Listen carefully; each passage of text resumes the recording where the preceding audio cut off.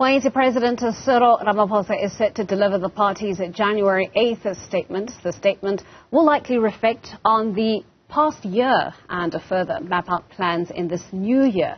Well, let's take a look now at some of the things that came out of last year's statement with political analyst Rebone Tau. Rebone, thank you so much for joining us on our program this morning. You know, as we reflect on last year's statement, a major criticism that we've been hearing in the lead up to this year's statement is that it's probably going to be a rinse and repeat of what we've heard before. Good morning to the viewers at home. Absolutely. I mean, if you look at the statements of the previous January 8 statements, it's always a repeat, of whether you can go to the resolutions, because this statement also, I think, will also come from the resolutions. And if you look at the resolution, the ANC will always say, we reaffirm, but no implementation. Yeah, that's the biggest problem that the ANC faces. Right. Well, looking into 2022, the year that was for the ANC, coming into the new year, it was very important for President Cyril Ramaphosa to set a tone for the organization, having sort of led the country through the COVID-19 pandemic, also having led the ANC itself through that electoral decline that we saw in the 2021 local government elections. What are sort of the major talking points or salient points that the president is likely to touch on this year coming out of 2022? I mean, if you listen to the building up activities, that have been taking place this week in Mangaung, it's the issue of implementation, and I can tell you, I was in Mangaung yesterday, and when I was sitting with people from there, they were disappointed that the city is only being cleaned up because of this celebration, that the city is dirty, in terms of when it comes to service delivery, and this is a bit worrying. That why is it that Mangaung city is only being cleaned up because the ANC is celebrating its 111th anniversary? Does it mean that the ANC is more important than the citizens of Mangaung? So these are some of the things I think if President Ramaphosa is serious, they will have to make sure that their deployed cadres really account, to the party.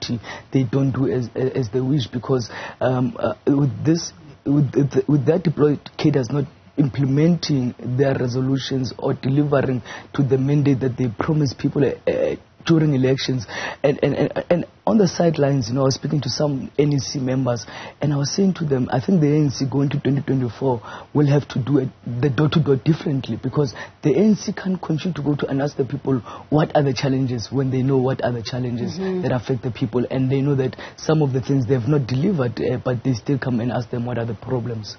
All right, well, I want us to take a listen to, the statement that was delivered by ANC President Cyril Ramaphosa last year, touching on something that we've heard repeatedly, organizational renewal, rebuilding the ANC. Let's take a listen to that particular bite.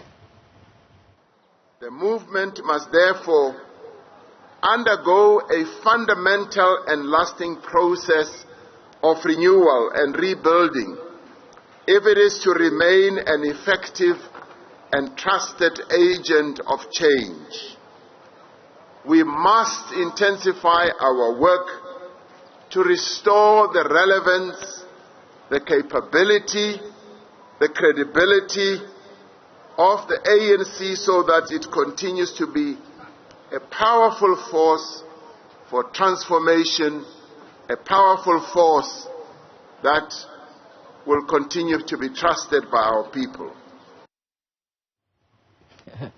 Well, the president there, as you said, reaffirming the issue of unity and renewal at the start of 2022. How do you think he fared on that particular priority for the year? I mean, given the fact that we can now look back, we have the benefit of hindsight, having had to deal with Phala Phala, for instance, having had to deal with the step-aside rule and its evocation in our courts. Talk to us about that. Was he able to obtain some semblance of unity and renewal for the organization? I always say it was going to be very difficult for President Ramaphosa to do that, more especially, when you are running for second term. Because, when you belong to a faction, there are some people within your faction which are compromised.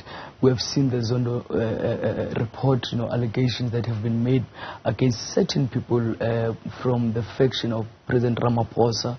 and who were very central in terms of his comeback for the second term. So it will be very difficult for him to actually even exercise his right as the president of the republic, pertaining certain ministers, So renewal also speaks about how also the ANC does things at a government level, not only within the party. And one ways to see, because this is his last term, I don't think that he will run in 2027. And I think based on what we know happened in 2007 to President Thabo Mbeki when he tried to run for the third term.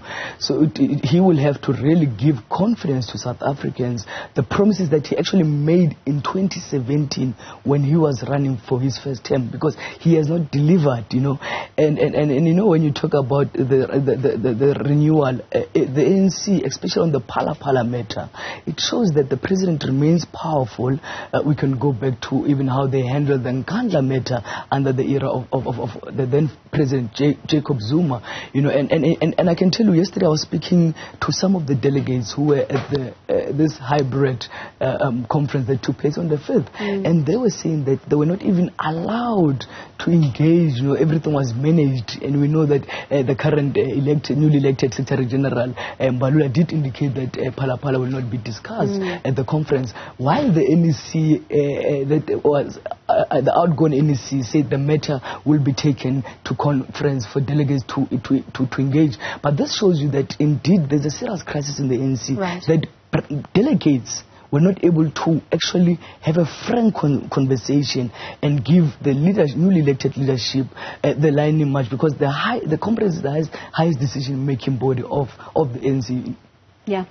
Something else that will be expected to be heard in this January 8th statement is the ANC's response to South Africa's trio of challenges, that being inequality, poverty, unemployment. Let's take a listen to this bite. The ANC President Cyril Ramaphosa addressing this issue last year during his 2022 January 8th statement.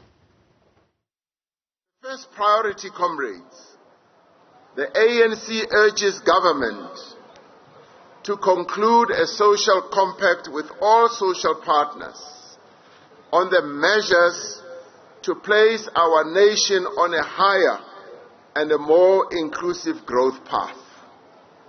The ANC takes this view that in the end, the economic recovery process has to be embarked upon by all social partners. It is not only the task of the ANC, nor the task of Labour or the task of government. It is the task of all of us to build the social compact. Such a social compact must set out the obligations and commitments of all social partners: government, business, Labour and community, to decisively address our common national challenges of poverty and unemployment.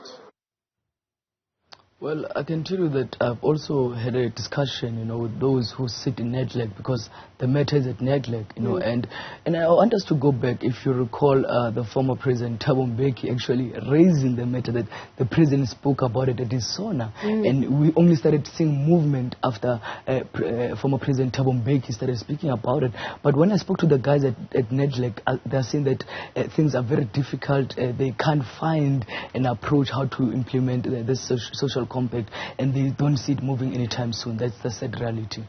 That is a sad reality, one that we will be looking to see if there'll be any further movement come Sunday. Rebone, thank you so much for your time, and thank you for joining us on our platform today. That was political analyst Rebone Tau helping us to unpack last year's January 8th statement as we cast our eyes to today's statement from ANC President. Well,